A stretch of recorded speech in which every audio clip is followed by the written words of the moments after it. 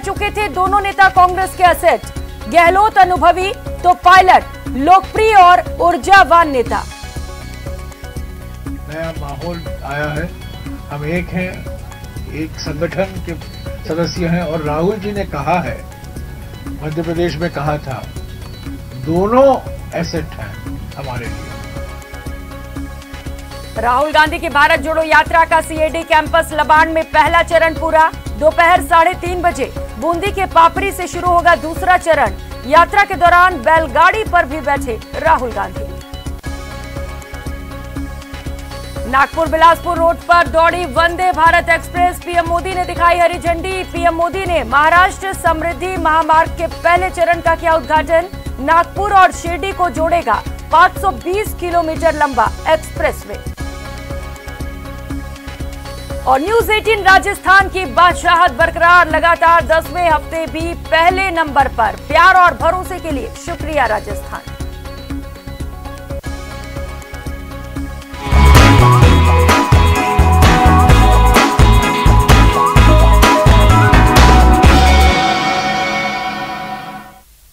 नमस्कार, खबर दोपहर देख रहे हैं आप सबके साथ मैं हूं प्रियंका राय। चलिए सीधे लिए चलते हैं हिमाचल प्रदेश, जहां पर नए मुख्यमंत्री ने शपथ ग्रहण कर लिया है। इसे लेकर आज खास समारोह का आयोजन किया गया है, जहां पर राहुल गांधी भी मौजूद रहे। इसके साथ ही बता दें, प्रियंका गांधी ने भी इस शपथ ग्रहण समारोह में शिरकत की। उस दौरान की ये तस्वीरें टीवी स्क्रीन पर आपको दिखा रहे हैं और इसमें मल्लिकार्जुन खड़गे ने भी शिरकत की है।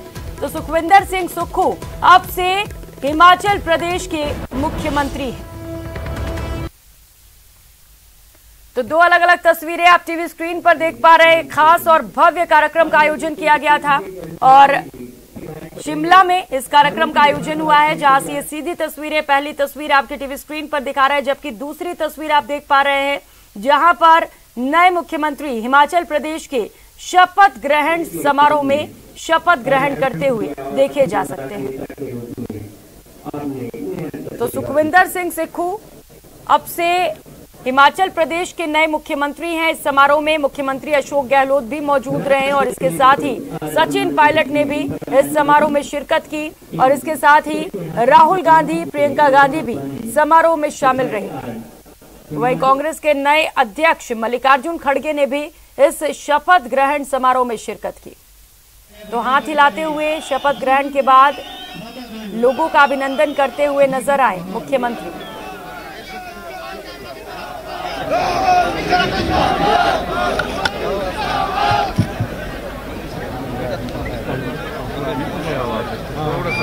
हो गया ना आपको?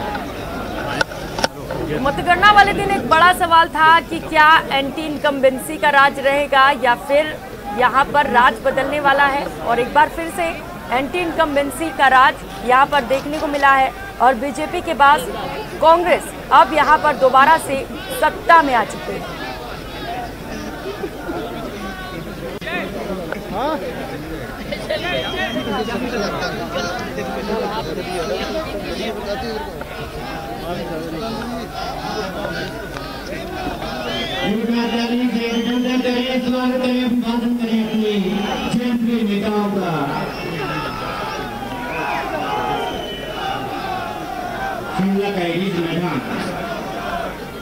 तो हिमाचल प्रदेश में एक बार फिर से कांग्रेस राज आ चुका है। जैसा कि पहले ही हमने बताया कि यहाँ पर एंटी इनकम्बेंसी है, एक बार बीजेपी की सरकार आती है तो एक बार कांग्रेस की, और फिर से कुछ ऐसा ही देखने को मिला है जहाँ पर एक बार फिर से कांग्रेस का राज आ चुका है। सुखविंदर सिंह सुक्खू के हाथ अब प्रदेश की कमान सौंप दी गई है। ये ओथ सेरेमनी यहाँ पर, जहाँ पर सुखविंदर सिंह सुक्खू ने शपथ ग्रहण कर लिया है। अब से प्रदेश की कमान सुखविंदर सिंह को सौंप दी गई है। तो समारोह के दौरान कांग्रेस के कई बड़े और दिग्गज नेता भी मंच पर एक साथ नजर आए और इस दौरान सचिन पायलट और मुख्यमंत्री अशोक गहलोत एक ही हेलीकॉप्टर से शिमला पहुंचे हैं।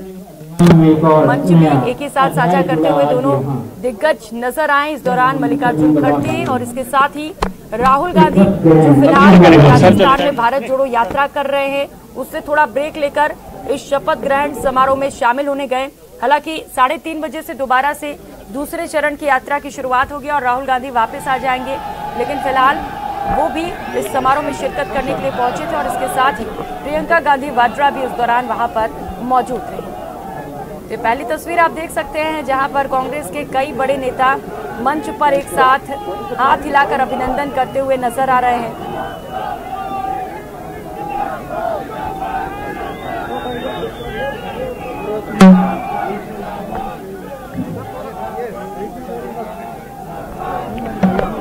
सर एक लाइन मुकेश सर, नई जिम्मेदारी, बड़ी जिम्मेदारी, क्या कहना चाहिए? नहीं, देखिए, लोगों ने बहुत उम्मीद जताई है कांग्रेस पार्टी में। एक नई सरकार बनी है, हम सरकार चलाएंगे भी और सरकार दौड़ाएंगे और इस सरकार को कोई भी परिंदा चोंच नहीं मार सकेगा और हम डिलीवर करेंगे जो जनता को उम्मीदें हैं, जो हमने वायदे किए हैं।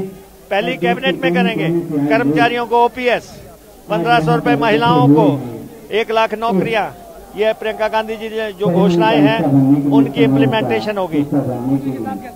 नहीं, देखिए हम साथी हैं। पहले वो अध्यक्ष होते थे, मैं मिनिस्टर होता था। आज हम ये जोड़ी नंबर 1 हिमाचल प्रदेश की। बिल्कुल, जब लोग कहते थे कि देश में कांग्रेस किसी प्रदेश में नहीं आएगी, हमने भाजपा का रथ रोक दिया। पहला ओपीएस बहाल करेंगे।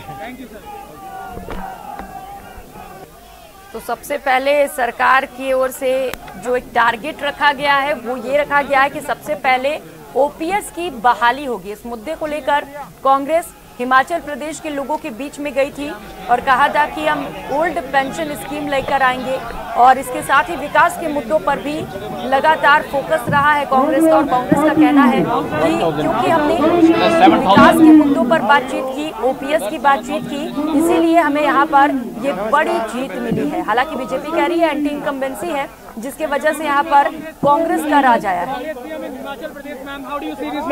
We are all very happy and we want to implement whatever we promised as soon as possible. Ma'am, do you think that is a Sanjeevani for Congress party, ma'am?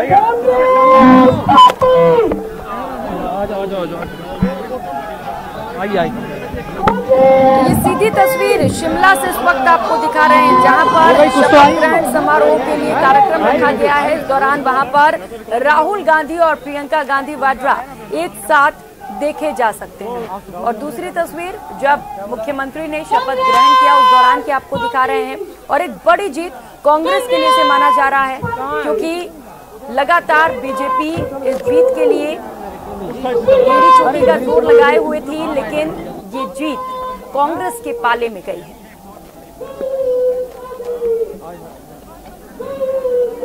आठ दिसंबर को इसे लेकर मतगणना की गई और जैसे जैसे नतीजे साफ होते गए कांग्रेस बीजेपी से आगे बढ़ती हुई नजर आ रही थी। और जैसे ही कांग्रेस की जीत पक्की हुई, जीत का जश्न भी देखने को मिला और एक बड़ी जीत इसे कांग्रेस के लिए माना जा रहा है, क्योंकि कांग्रेस महज कुछ राज्यों तक ही सिमट कर रह गई थी। उसके बाद इसे एक शुभ संकेत के तौर पर भी देखा जा रहा है, क्योंकि राहुल गांधी भारत जोड़ो यात्रा के लिए निकले हुए हैं और कन्याकुमारी से कश्मीर तक पैदल यात्रा कर रहे हैं।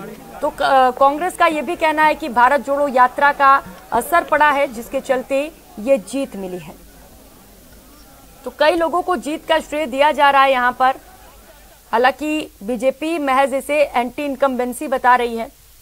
और देखिए ये तस्वीर उस दौरान की आपको दिखा रहे हैं जब नए मुख्यमंत्री ने शपथ ग्रहण किया। सुखविंदर सिंह सुक्खू को आप देख पा रहे हैं जब शपथ उन्होंने ग्रहण किया, उस दौरान की ये तस्वीरें आपके टीवी स्क्रीन पर।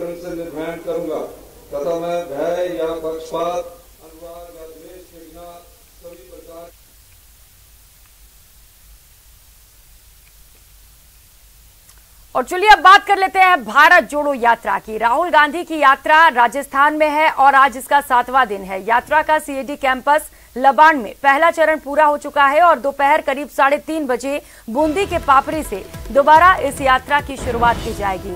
आज करीब 24 किलोमीटर से ज्यादा का सफर राहुल गांधी पैदल तय करेंगे। शाम 6 बजे कॉर्नर मीटिंग के साथ ये यात्रा पूरी होगी। बूंदी जिले के आजाद नगर में रात्रि विश्राम का आयोजन है।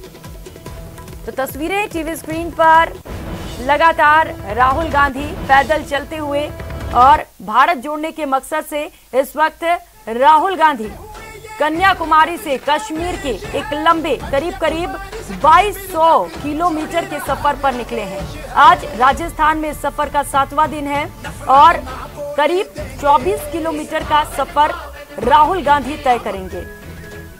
हालांकि बीच में वे शिमला भी गए थे और देखिए इस दौरान की अद्भुत तस्वीरें इस वक्त आपके टीवी स्क्रीन पर। यात्रा के दौरान राहुल गांधी बैलगाड़ी की सवारी करते हुए भी नजर आए। कुछ देर तो बैल को हाँकते हुए भी राहुल गांधी देखे गए। इस दौरान जो कांग्रेसी कार्यकर्ता थे उनके चेहरे पर मुस्कान भी देखने को मिली।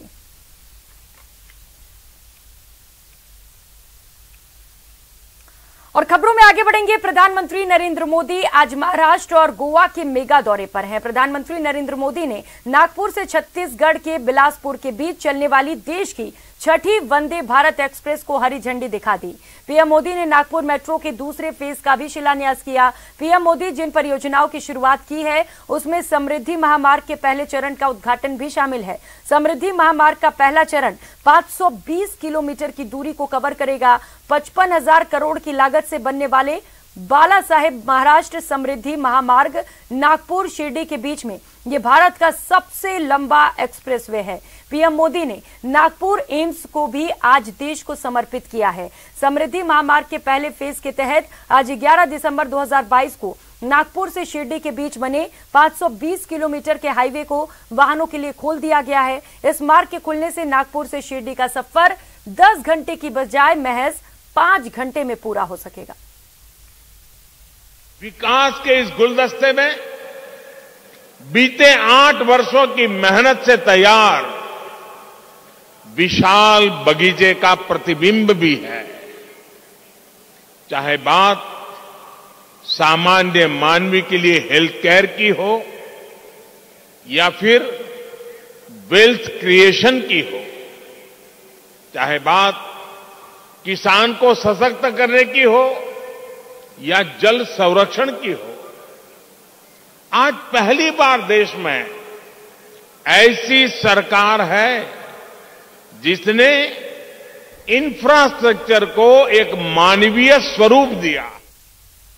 आज वर्ल्ड माउंटेन डे है यानी विश्व पर्वत दिवस और आज हम बात करेंगे मदर ऑफ ऑल माउंटेन यानी कि अरावली की। जी हां, राजस्थान का लाइफलाइन कही जाने वाली अरावली पर्वत श्रृंखला खतरे में है। लगातार हो रहे अवैध खनन की वजह से ये पर्वत अलग अलग क्षेत्र में इसकी रेंज अब जमीन से गायब हो रही है और नतीजा ये पर्वत अब लुप्त होता जा रहा है। प्रदेश में पिछले 1 साल में 7,000 करोड़ से अधिक राजस्व का तो सिर्फ वैध खनन ही किया गया है, जबकि अवैध खनन आंकड़ा इससे कई ज्यादा गुना है। लालच और अवैध खनन बेलगाम है तो खुद खान विभाग भी लगातार खनिज खोज में अरावली की गहराइयों में ड्रिल करने में जुटा है। विशेषज्ञों का मानना है कि मौजूदा हालात में खनन को पर्यावरण संरक्षण के लिए नियंत्रित करना बहुत जरूरी है। अवैध खनन के दंश ने अरावली को इस कदर खोखला कर दिया है जिसकी तस्वीरें आप देख पा रहे हैं। पर्यावरण संरक्षण और खनन, इन दोनों के बीच में कैसे हम बैलेंस बैठाएं, उस दिशा में मुख्य कार्य हो रहा है और बहुत अच्छी तरह गंभीरता से लोग इसको समझ रहे हैं। क्योंकि विश्व में जो शोध निकल के आ रही है और ख़ासकर जो राजस्थान की और भारत की शोध निकल के आ रही है वो ये है कि खनन अगर सावधानी पूर्वक ना किया जाए तो पर्यावरण के लिए क्षति पहुंचाता है। दशक से इस तरफ काम कर रही हूँ कि हम डेवलपमेंट को बढ़ावा दे सकते हैं, लेकिन उस डेवलपमेंट से जो दुष्परिणाम है या जो उसका इम्पैक्ट है, जो कि नेगेटिव इम्पैक्ट है, अगर वो इम्पैक्ट बना रहे तो उस डेवलपमेंट का कोई मज़ा नहीं है। आंकड़ों में कुछ भी कहा जा सकता है, लेकिन जो क्योंकि हम लोग तो माइनिंग के लोग हैं, ग्राउंड से एकदम धरती से जुड़े हुए हैं, हमें एक एक पेड़, गली कूचे की, नाले की खबर है हमारे को। तो कितने फॉरेस्ट बच रहे हैं, ये जो उनका काम है मेन, उस पे फोकस जाए दुनिया के सबसे पुरानी पर्वत श्रृंखला और राजस्थान की जीवनदायिनी कही जाने वाली अरावली दम तोड़ती जा रही है। सुप्रीम कोर्ट लगातार अरावली के गायब होते पहाड़ों को लेकर के सवाल खड़े कर रहा है, लेकिन आप देखिए कि खनन इतनी तेजी से किया जा रहा है कि लगातार राजस्थान में अरावली की पहाड़ियों को खोद करके खड्डों में तब्दील कर दिया जा रहा है। यहाँ पर आप वैध खनन की अगर बात करें तो विभाग में होड़ मची हुई है कि कैसे साल दर साल ज्यादा से ज्यादा रेवेन्यू अर्जित किया जाए। 7,000 करोड़ का जो रेवेन्यू है साल 2022 के अंदर अर्जित किया गया, उसके बाद में और ज्यादा रेवेन्यू अर्जित करने के लिए ज्यादा खनन ब्लॉक्स को छाटा जा रहा है और ज्यादा इलाके में माइनिंग की जा रही है। ये बात वैध खनन की है, लेकिन अवैध खनन के ऊपर अगर बात की जाए तो उसका तो कोई हिसाब किताब ही नहीं है, कोई बही खाता ही नहीं है। लगातार अलवर जिले में आप देख सकते हैं कि जब 16 पहाड़ गायब हो गए तो सुप्रीम कोर्ट ने सवाल उठाया, क्या इन पर्वतों को हनुमान जी उठा करके ले गए? और अब बात फीफा वर्ल्ड कप की। 2022 का अंतिम दौर भी शुरू हो चुका है। सेमीफाइनल के लिए 4 टीमें तय कर ली गई हैं। शनिवार को क्वार्टर फाइनल में एक बड़ा उलटफेर देखने को मिला, जब मोरक्को ने पुर्तगाल को मात दी और खुद सेमीफाइनल में जगह बना ली। मोरक्को ने इसी के साथ स्टार फुटबॉलर क्रिस्टियानो रोनाल्डो के वर्ल्ड कप जीतने का सपना भी तोड़ दिया। मोरक्को ने पुर्तगाल को 1-0 से मात दी। जैसे ही मैच खत्म हुआ तब रोनाल्डो मैदान पर ही फूट फूट कर रोने लगे।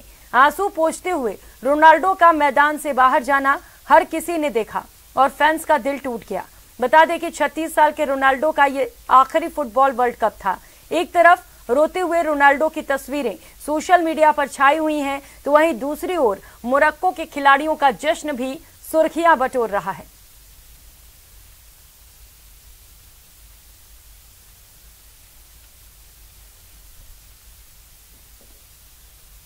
शहर की सड़कों पर बेलगाम दौड़ रही गाड़ियों की टक्कर से कई जिंदगियां बुझ रही हैं। 4 पहिया वाहनों के पलटने और भिड़ंत से होने वाले सड़क हादसों में ड्राइवर और मुसाफिर दोनों जान गंवा रहे हैं। सैकड़ों लोग गंभीर रूप से जख्मी हो रहे हैं। इसके बावजूद लोग सीट बेल्ट और हेलमेट से दूरी बरत रहे हैं। ये रिपोर्ट देखिए।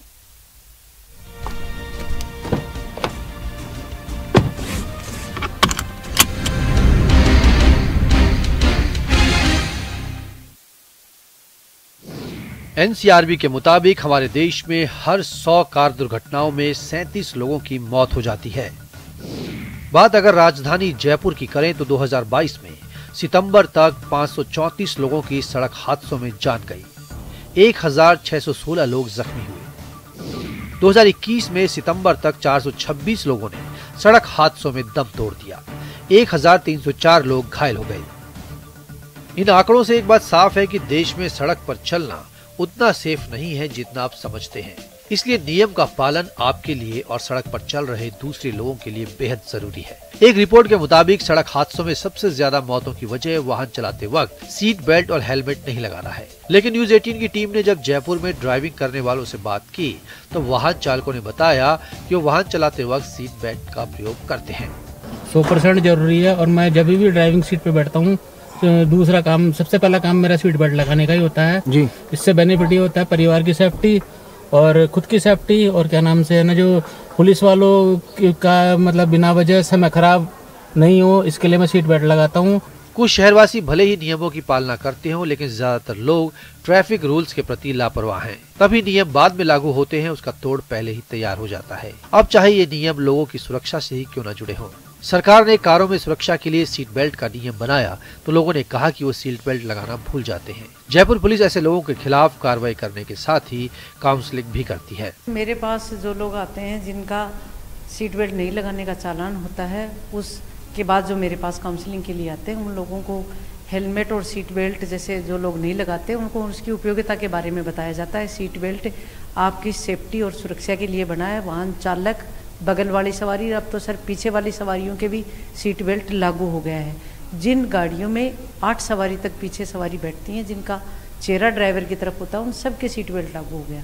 ऐसे ही लोगों को जगाने के लिए न्यूज 18 एक अभियान चला रहा है। सीट बेल्ट लगाइए, घर सुरक्षित जाइए। अतिरिक्त पुलिस उपायुक्त मुस्तफा अली जैदी ने न्यूज 18 की जीवन रक्षक मुहिम पर पुलिस को सहयोग करने पर आभार जताया।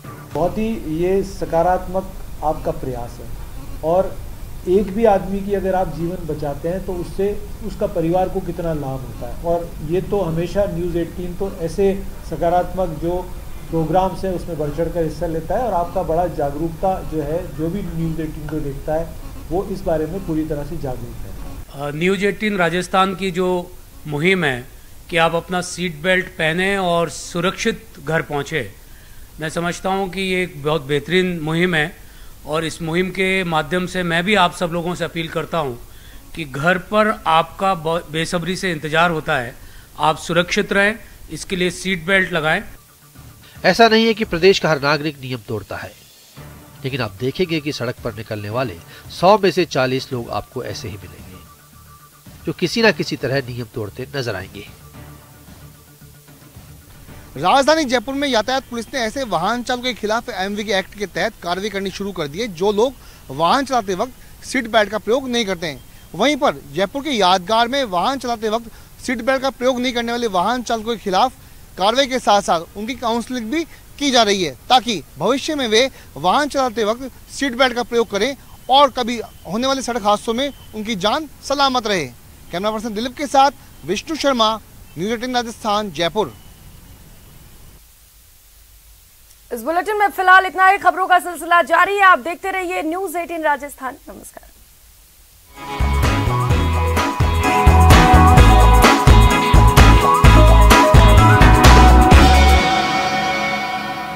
हेडलाइंस प्रेजेंटेड बाय पेट सफा आयुर्वेदिक चूर्ण, पेट सफा तो हर रोग दफा।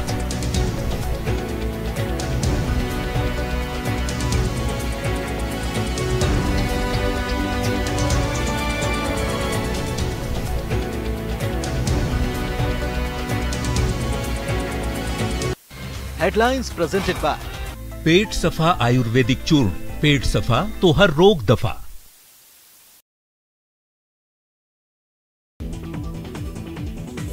जयपुर के बगरू इलाके में खेतों के बीच बनी प्लास्टिक स्क्रैप से टुकड़ी बनाने वाली फैक्ट्री में अचानक से आग लग गई और इस आग से फैक्ट्री में रखा सामान जलकर खाक हुआ है। बताया जा रहा है कि ग्राइंडर से स्क्रैप काटते समय निकली एक चिंगारी से यह आग लगी।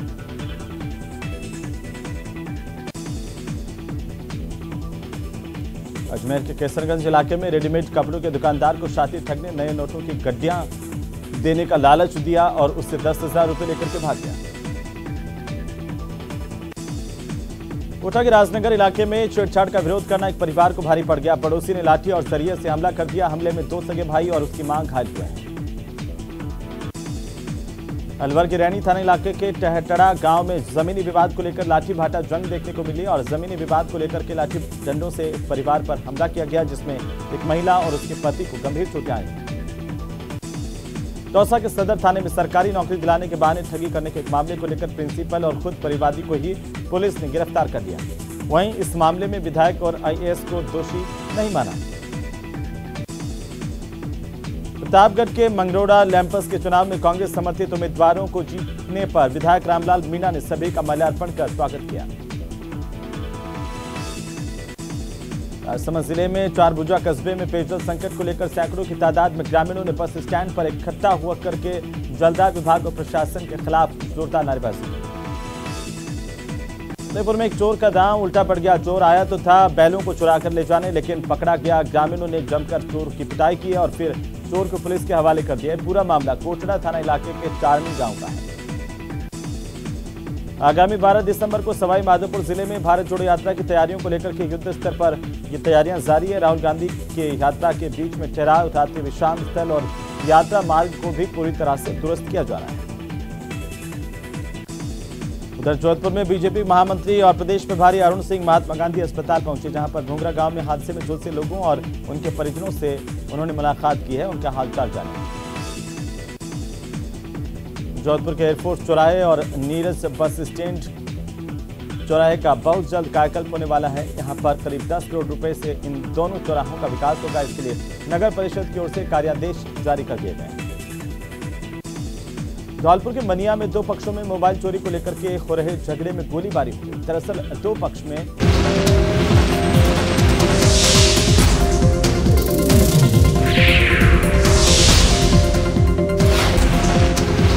अगर तू हेल्थ इंश्योरेंस नहीं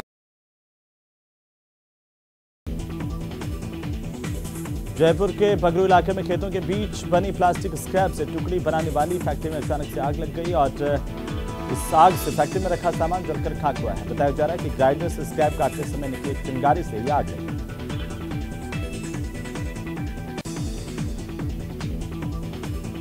अजमेर के केसरगंज इलाके में रेडीमेड कपड़ों के दुकानदार को शातिर ठग ने नए नोटों की गड्डियां देने का लालच दिया और उससे 10,000 रुपए लेकर के भाग गया।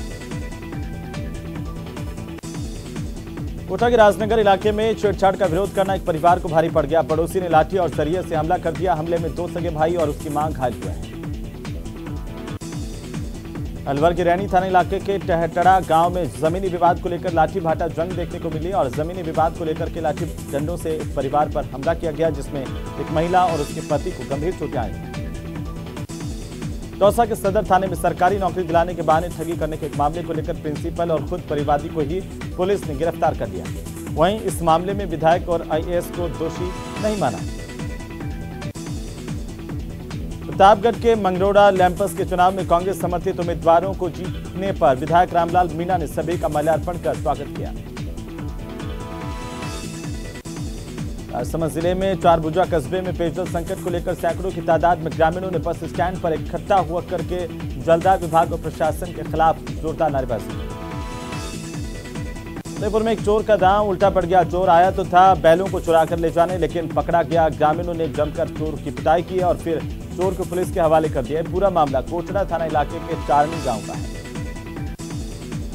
आगामी 12 दिसंबर को सवाई माधोपुर जिले में भारत जोड़ो यात्रा की तैयारियों को लेकर के युद्ध स्तर पर ये तैयारियां जारी है। राहुल गांधी के यात्रा के बीच में ठहराव, रात्रि विश्राम स्थल और यात्रा मार्ग को भी पूरी तरह से दुरुस्त किया जा रहा है।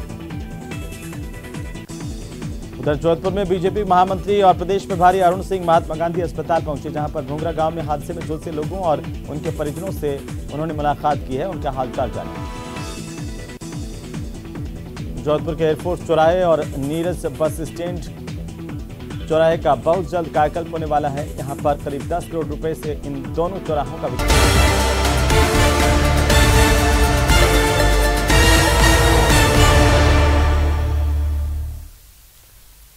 नमस्कार, स्वागत है आप सभी का न्यूज 18 राजस्थान पर। मैं हूं आप सबके साथ ऋषिका और बुलेटिन की शुरुआत में बड़ी खबर है भरतपुर से। यहां करीब 150 कांग्रेस कार्यकर्ता बीजेपी में शामिल हो गए हैं। बीजेपी की जन आक्रोश यात्रा के दौरान ये जो कार्यकर्ता है ये शामिल हुए हैं। मंत्री भजन लाल जाटव की कार्यशैली से कार्यकर्ता नाराज थे। बीजेपी के पदाधिकारियों ने कार्यकर्ताओं का स्वागत किया है। पीडब्ल्यूडी मंत्री भजन लाल जाटव की कार्यशैली से नाराज होकर कांग्रेस के करीब 150 कार्यकर्ताओं ने जन आक्रोश रैली के दौरान बीजेपी को ज्वाइन किया है। कांग्रेस युवा मोर्चा के पूर्व जिला अध्यक्ष ब्रजेश मीणा के नेतृत्व में कार्यकर्ताओं ने बीजेपी पार्टी को ज्वाइन किया है और कहा है कि मंत्री भजन लाल जाटव अपने कार्यकर्ताओं को तवज्जो नहीं दे रहे हैं, न ही विकास कार्य कराए जा रहे हैं। इसके कारण पार्टी की रीति नीतियों को देखते हुए ही उन्होंने बीजेपी को ज्वाइन किया है।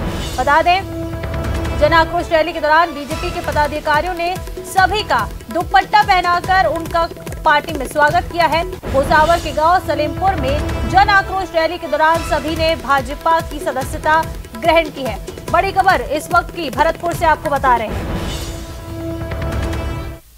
पहले हम कांग्रेस में काम करते थे और लंबे समय से करते आए थे, लेकिन हमारे क्षेत्रीय विधायक और पीडब्ल्यूडी मंत्री भजनलाल जाटव जिनकी वजह से हम आज कांग्रेस छोड़ के और बीजेपी ज्वाइन कर रहे हैं। रोड को खेती मोड़ से कंचन मोड़ पोखरा ना लगाओ, भाई पर मंत्री है। हाँ सही और गाँव बिगाड़ो हमारो।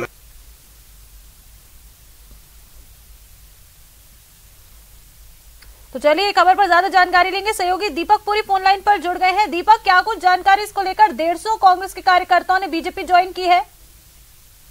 बिल्कुल, इस भरतपुर से इस वक्त की बड़ी खबर है कि जन आक्रोश रैली के दौरान कांग्रेस के करीब 150 से अधिक कार्यकर्ताओं ने जो है बीजेपी की सदस्यता ग्रहण की है और जन आक्रोश रैली के दौरान जो निकाली जा रही है रैली, उस पर मिस कॉल नंबर पर मिस कॉल देकर के बाकायदा बीजेपी की सदस्यता ग्रहण की। और इन्होंने जो स्थानीय विधायक है, सरकार में पीडब्ल्यूडी मंत्री है भजनलाल जाटव उन पर आरोप लगाए हैं कि उनकी कार्यशैली ठीक नहीं है, कार्यकर्ताओं को तवज्जो नहीं देते हैं और जो है क्षेत्र में विकास कार्य नहीं कराया जा रहा है, जिसके कारण उन्होंने जो है बीजेपी की सदस्यता को ग्रहण किया है। और उनका कहना है कि लगातार कार्यकर्ताओं को परेशान किया जाता है, इसीलिए कार्यकर्ता परेशान होकर के बीजेपी की सदस्यता ग्रहण कर रहे हैं। और करीब 150 से अधिक जो है कार्यकर्ताओं ने बीजेपी की सदस्यता ग्रहण करी है। इनमें कांग्रेस के जो पूर्व युवा मोर्चा के जिलाध्यक्ष हैं ब्रजेश मीणा, उनके नेतृत्व में इन्होंने कार्यकर्ताओं ने जो है बीजेपी को ग्रहण किया, सदस्यता ग्रहण किया। और जन आक्रोश रैली वहां पर निकाली जा रही थी, तभी भुसावर क्षेत्र के गांव सलेमपुर का ये पूरा मामला है, जहां पर ये देखने को मिला है कि कांग्रेस कार्यकर्ता आए और बीजेपी की जन आक्रोश रैली में शामिल हुए और उन्होंने बाकायदा जो है बीजेपी की सदस्यता ग्रहण की थी। और बीजेपी के जो पदाधिकारी थे उन्होंने दुपट्टा पहनाकर उनका स्वागत किया। बिल्कुल दीपक, जिस तरह से दुपट्टा पहनाकर कांग्रेस के कार्यकर्ताओं का यहाँ बीजेपी ने स्वागत किया है और देखिए एक तरफ भारत जोड़ो यात्रा चल रही है, दूसरी तरफ ये जन आक्रोश यात्रा भी चल रही है, तो इस तरह से 150 कांग्रेस कार्यकर्ताओं को बीजेपी में शामिल होना कांग्रेस के लिए एक बड़ा नुकसान। देखिए बिल्कुल नुकसान तो है ही है, भले ही राहुल गांधी जो है देश में भारत जोड़ो यात्रा निकाल रहे हो, लेकिन एक तरफ जो है ये कांग्रेस के जो बड़े नेता हैं उनसे नाराज होकर के जो कार्यकर्ता हैं वो बीजेपी की सदस्यता ग्रहण कर रहे हैं। और इसका ताजा तरीन जो उदाहरण है वो भरतपुर में देखने को मिला कि जन आक्रोश रैली के दौरान जो है कांग्रेस के कार्यकर्ता आते हैं और अपनी व्यथा जो बीजेपी के पदाधिकारी हैं उनके सामने रखते हैं और बाकायदा बीजेपी की सदस्यता ग्रहण करते हैं। उनका कहना है कि लंबे समय से वो कांग्रेस से जुड़े हुए हैं, लेकिन कांग्रेस में उनको तवज्जो नहीं दी जा रही, कांग्रेस की जो रीति नीति है उनके खिलाफ होकर के उन्होंने बीजेपी की सदस्यता जो है ग्रहण की है। और अब उनका कहना है कि ये ही नहीं बल्कि और भी लोग ऐसे हैं जो बीजेपी में आने के लिए तैयार हैं, बस जो है जन आक्रोश रैली या फिर अन्य जो भी बीजेपी के कार्यक्रम होंगे उनमें पहुंच करके वो बाकायदा बीजेपी की सदस्यता ग्रहण करेंगे।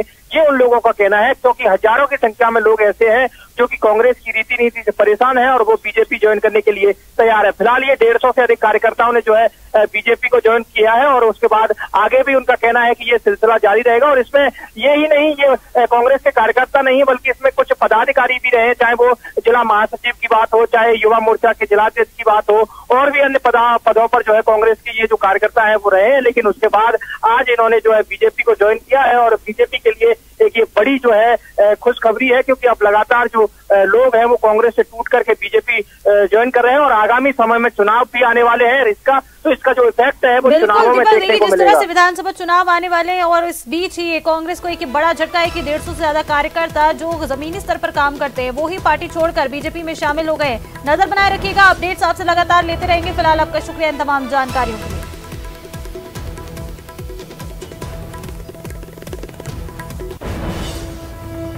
तो चलिए अब शुरू करते हैं सुपर फास्ट खबरें।